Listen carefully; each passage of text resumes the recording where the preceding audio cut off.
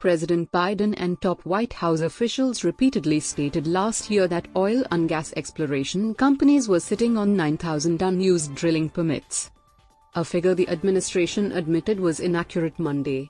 The Bureau of Land Management, which oversees nearly 250 million acres of federal lands, altered its estimate for the current number of approved but unused applications for permits to drill from about 9,000 down to less than 6,700, the agency confirmed to Fox News Digital.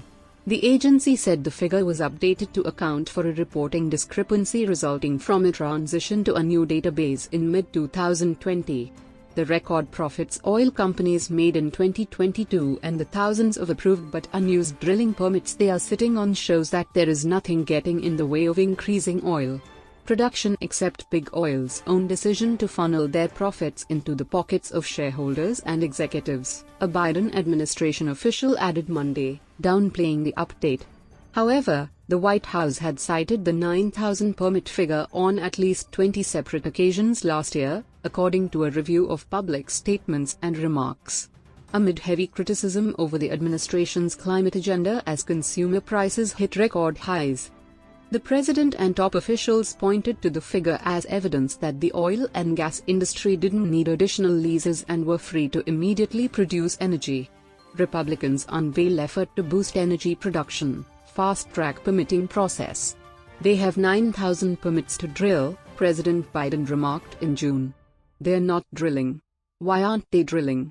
For nearly a year, the White House has been trying to shift blame for hindering oil and natural gas development on federal lands, Kathleen Schumer, the president of the Western Energy Alliance, told Fox News Digital. They used the claim about 9,000 permits to beat up the industry and deflect for their failure to efficiently process permits. Now it turns out the numbers were off by thousands.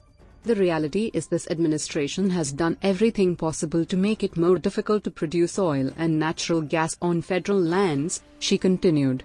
Studies show the United States would be producing 2 to 3 million more barrels per day, thereby lowering prices for consumers, if it weren't for fossil fuel. Profits are vital for green energy projects, Dems routinely tout. In addition to Biden, Energy Secretary Jennifer Granholm, Interior Secretary Dave Haaland, White House Press Secretary Karine Jean-Pierre, former Press Secretary Jen Psaki, spokesperson John Kirby and anonymous administration officials all cited the figure. One thing I want to say about the oil companies, they talk about how they have 9,000 permits to drill, Biden remarked in June. They're not drilling. Why aren't they drilling?